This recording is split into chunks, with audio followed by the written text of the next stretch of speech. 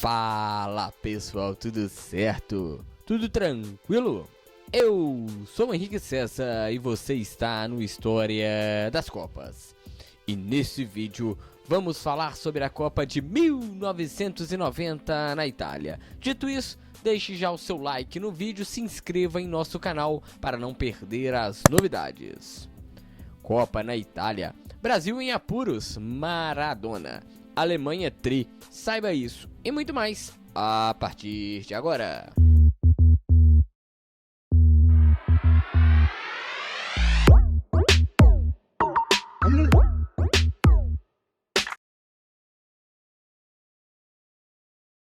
Com o crescimento do futebol italiano nos anos 80, os políticos do país tinham interesse de sediar o próximo Mundial na Europa. No princípio, a FIFA não queria repetir um país sede, o que deixava a União Soviética como favorita. Mas, no dia 18 de outubro de 84, a Itália, com 11 votos contra 5 da União Soviética, foi eleita sede da Copa de 1990. E o destino mostrou que a decisão foi a melhor, porque aconteceu a perestroika, que foi uma reestruturação gradual dos territórios da União Soviética. O comitê organizador COL/Itália 90, presidido por Franco Ferraro, foi criado para organizar o Mundial. No total, foram utilizados 12 cidades e 12 estádios. Ao todo, 111 países disputaram as eliminatórias. O México foi punido pela FIFA por escalar jogadores acima da idade no Mundial Sub-20. E o Chile, que tentou fraudar um acidente no jogo contra o Brasil no Maracanã, acabou excluído até das eliminatórias de 1994. A FIFA confirmou a mesma fórmula da Copa de 86, 6 grupos, 4 times em cada, classificando os 2 primeiros de cada chave e os 4 melhores terceiros colocados. O sorteio tendo Itália, Argentina, Brasil, Alemanha, Bélgica e Inglaterra como cabeças de chave. O grupo B foi o grupo mais equilibrado da Copa. Itália, Brasil e Holanda eram os principais candidatos ao título. A Azurra era a mais favorita deles. 12 dos 24 treinadores da Copa cravaram a Itália como campeã mundial. Pelé saiu após a Copa de 1986. Ele deixou o comando da seleção e em seu lugar veio Carlos Alberto Silva. Em 87, o Brasil foi eliminado na primeira fase da Copa América e sendo goleado pelo Chile por 4-0. Em 89, Ricardo Teixeira assumiu a CBF. Ele tirou Carlos Alberto Silva e chamou Sebastião Lazzaroni para o seu lugar. O começo foi pífio. No esquema 3-5-2 veio 3 derrotas seguidas, mas logo depois Lazzaroni encontrou o eixo e o Brasil, sob o seu comando, conquistou a Copa América após 40 anos. A classificação para a Copa veio tranquila em primeiro lugar, mas os analistas não acreditavam que a seleção fosse capaz de reverter um placar adverso e que faltava um meia talentoso, como Neto, Raí ou Zico. Para piorar, Romário sofreu uma fratura no tornozelo e só voltaria a jogar próximo da Copa, além de problemas internos e desunião do elenco. Assim, o Brasil embarcou para a Itália.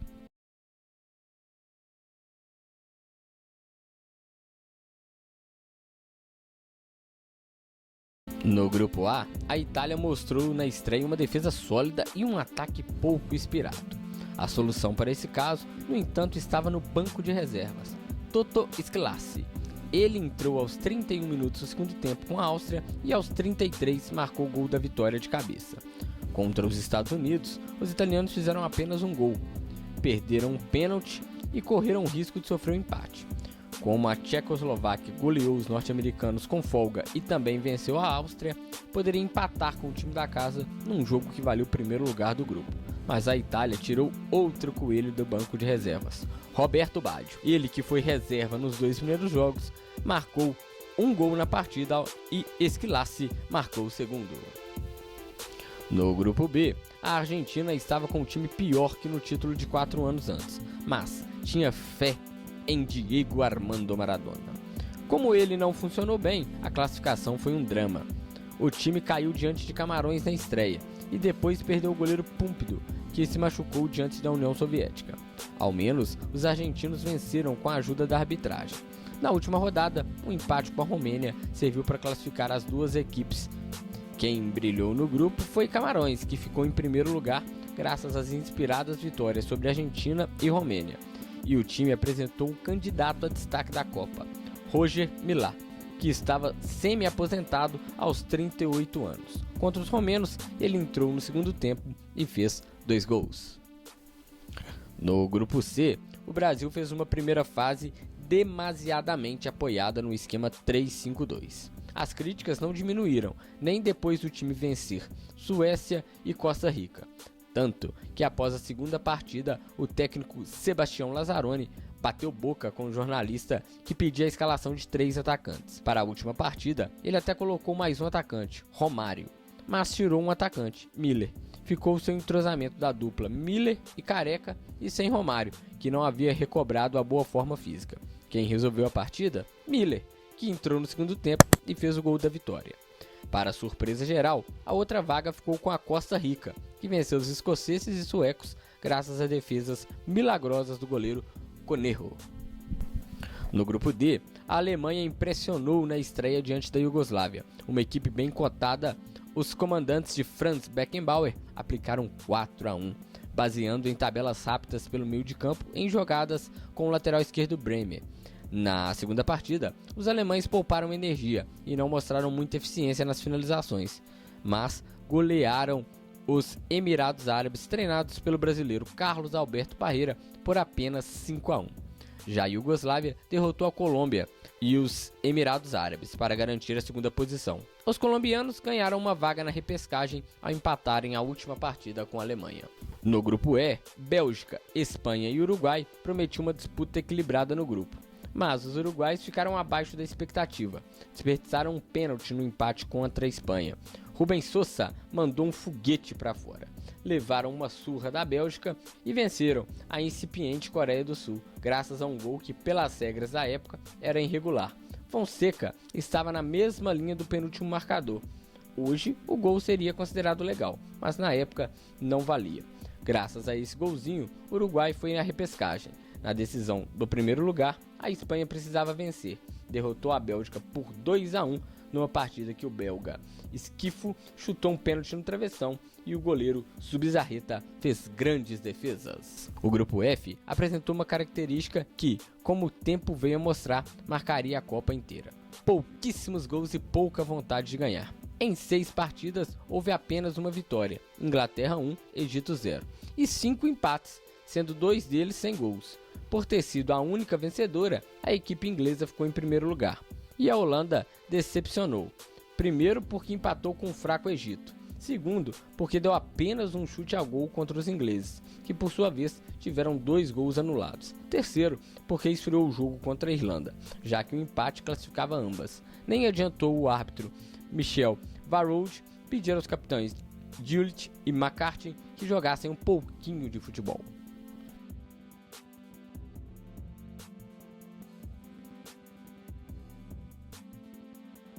Nas oitavas de final, Camarões e Colômbia reservaram emoções para o segundo tempo da prorrogação. Milá fez 1-0 logo no primeiro minuto e depois anotou outro gol que virou antológico. O goleiro Higuita tentou driblar o fora da área e perdeu a bola para o camaronês, que não perdoou. Redin descontou, mas era tarde. A Tchecoslováquia goleou a Costa Rica, que não tinha seu goleiro titular, Conejo. O Brasil fez sua melhor partida na Copa diante da Argentina, mas Maradona fez sua melhor jogada na Copa, ao passar por Dunga, Alemão, Ricardo Rocha e Mauro Galvão e dar a bola para Canidia marcar o gol da vitória. A Alemanha passou pela Holanda, num jogo tenso, com 2 expulsões ainda no primeiro tempo. A Irlanda despachou a Romênia nos pênaltis e avançou às quartas sem vencer nenhum jogo. A Itália só derrotou o Uruguai depois que Aldo Serena, adversariante do dia, entrou no jogo. Ele deu o passe para o gol de Squillaci e fez o dele. Iugoslávia e Inglaterra eliminaram Espanha e Bélgica na prorrogação. Nas quartas de final, a Irlanda, como sempre, se fechou na defesa. A Itália também, e fez um gol numa bola rebatida pelo goleiro Bonner. A ofensiva Tchecoslováquia se encolheu diante da Alemanha e não resistiu. A Argentina segurou a Iugoslávia nos pênaltis, contou com o goleiro Goicoechea, que defendeu 2 cobranças. No único jogo movimentado das quartas de final, a Inglaterra eliminou Camarões. E foi o melhor jogo do Mundial. Os ingleses saíram na frente, os camaroneses viraram, mas abusaram das firulas e sofreram um empate. Na prorrogação, Lineker fez de pênalti o gol que classificou a Inglaterra. Das 3 viradas de placar vistas na Copa inteira, 2 foram nessa partida. Nas semifinais, a Alemanha e a Argentina se classificaram para a final da mesma maneira. Após empates em 1-1, venceram nos pênaltis sem errar nenhuma cobrança, enquanto as eliminadas Inglaterra e Itália perderam 2 cada. Os finalistas de 86 se repetiram em 90, Alemanha e Argentina, o jogo que consagraria um novo tricampeão mundial. Os alemães já eram favoritos pelo futebol apresentado, mas os desfalques argentinos, 4, Orlatochea, Batista, Gusti e Canidia, todos suspensos, aumentavam o favoritismo alemão. Durante o jogo, só a Alemanha buscava jogar, mas não aproveitava as chances criadas. Monzan foi expulso aos 40 minutos do segundo tempo, a primeira expulsão em uma final de Copa do Mundo. E logo depois, Bremer, de pênalti, fez o gol do título alemão. O pênalti gerou muita reclamação por parte dos argentinos, mas no final a Alemanha foi coroada como tricampeã mundial.